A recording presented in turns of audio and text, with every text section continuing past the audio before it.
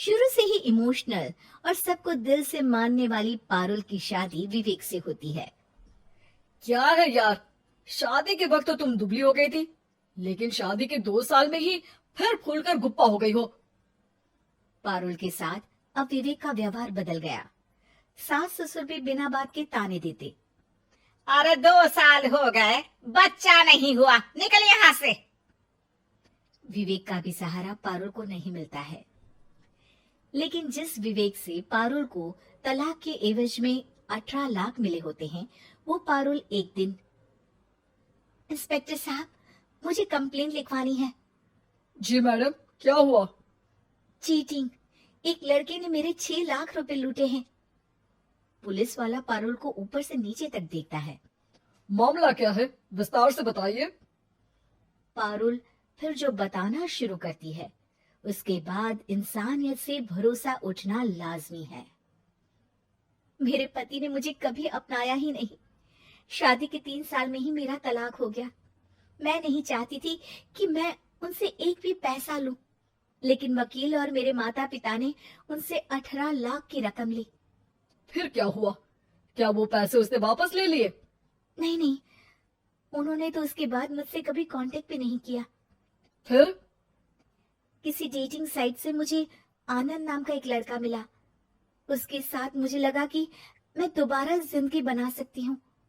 वो मेरी केयर करता, मेरी छोटी बड़ी चीजों का ख्याल रखता और मेरा साथ देता। अच्छा, क्या उसने तुम्हें शादी करने का झांसा दिया था? हाँ, वो भी तलाकशुदा था। पहले तो उसने मुझसे कहा कि उसकी एक बेटी है, लेकिन फिर पता चला कि उसकी एक नहीं 2 बेटियां हैं। इतना ही नहीं, दिल्ली के एक आम इलाके में वो बीवी और बच्चियों के साथ ही रहता है। तो आपसे इमोशनली फ्रॉड कर उसने पैसे ऐंठे। जी, अब मेरे पास कुछ नहीं है, ना पैसे ना वो। मैं बस किसी भी हालत में अपने पैसे वापस चाहती हूँ, जो मेरे बुरे वक्त में मेरे काम आ सकते हैं। ठीक है। पुलिस आनंद को पुलिस स्टेशन बुलाकर सारी पूछताछ करती है, लेकिन आनंद पुलिस वालों को ये यकीन दिला देता है कि पारुल ने उसे कोई पैसे दिए ही नहीं, बल्कि वो तो उस पर बीवी को छोड़ने का दबाव बना रही थी और ना मानने पर पारुल ने ये झूठा केस डाला है।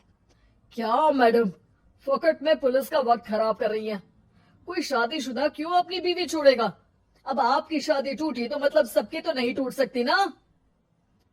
पारुल को पुलिस वाले के मुंह से ये बात सुनकर हैरानी होती है। उसे कुछ समझ में नहीं आता कि वो क्या करे। वो अपनी सहेली झनक, जो कि वकील थी, उससे कांटेक्ट करती है। झनक, मैं क्या करूं? मैं कैसे पुलिस को यकीन दिलाऊं कि आनंद ने मेरे साथ न सिर्फ शारीरिक और मानसिक चीट किया है, बल्कि आर्थिक तौर पर भी वो मुझे खाली कर गया है। अब वक्त झनक का था। देख पारुल, ऐसे तो किसी को भी बिना सोचे समझे पैसे नहीं देने चाहिए, लेकिन अब जब तूने ये कदम उठा ही लिया है, मुझे ये बता, तूने कब कब पैसे दिए और कितने? क्या कहीं कोई सबूत है? पारुल कुछ सोचती है। 3 बार तो बैंक में ट्रांसफर और 2 बार गूगल पे। क्या इन सब के रिकॉर्ड मिल जाएंगे? हाँ हाँ, क्यों नहीं, मैं बैंक से सब निकाल लाऊंगी। अगले दिन पारुल सारी स्टेटमेंट झनक के सामने रखती है और वो व्हाट्सएप की चैट भी दिखाती है, जिसमें कई बार आनंद ने ये बात कबूली थी कि वो उसके पूरे 6 लाख जल्द ही देगा। झनक अब पूरा केस लेकर पुलिस के पास जाती है और मामले को क्राइम एक्ट के तहत पूरे सबूत के साथ दर्ज करा आनंद की गिरफ्तारी की मांग करती है। पुलिस आनंद को लेने जैसे ही उसके घर जाता है, उसका सारा मामला बीवी और बच्चों के सामने खुल जाता है। पुलिस स्टेशन में पारुल को देखकर आनंद भड़क जाता है। ओह, तो बहुत होशियार बन रही हो तुम। ये झनक है ना तुम्हारी बचपन की सहेली? बताऊं सबको तुम्हारे बारे में? सब है मेरे पास, वो फोटो, वो वीडियो, तेरे भाई का नंबर भी है। 6 लाख क्या, अब 1 रुपया भी निकाल कर दिखा दे। वो पुलिस स्टेशन में जोर जोर से चिल्ला रहा था कि तभी पुलिस के एक सीनियर ऑफिसर को गुस्सा आ जाता है। क्यों चिल्ला रहा है? अब तो सारे सबूत है तेरे खिलाफ। ऊपर से यहाँ चिल्ला चिल्ला कर तूने खुद को तो गड्ढे में धकेल दिया है। जल्दी बता, लड़की के पैसे लौट आता है या फिर? आनंद डर जाता है। तभी उसकी बीवी और बच्चे पुलिस स्टेशन में आकर पारुल के पैसों का बैग देते हैं।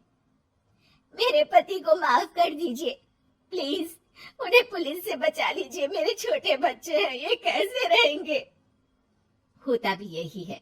पारुल केस वापस ले लेती है, लेकिन उस सबक के साथ कि इमोशनल होकर किसी को भी अपना पैसा नहीं देना चाहिए।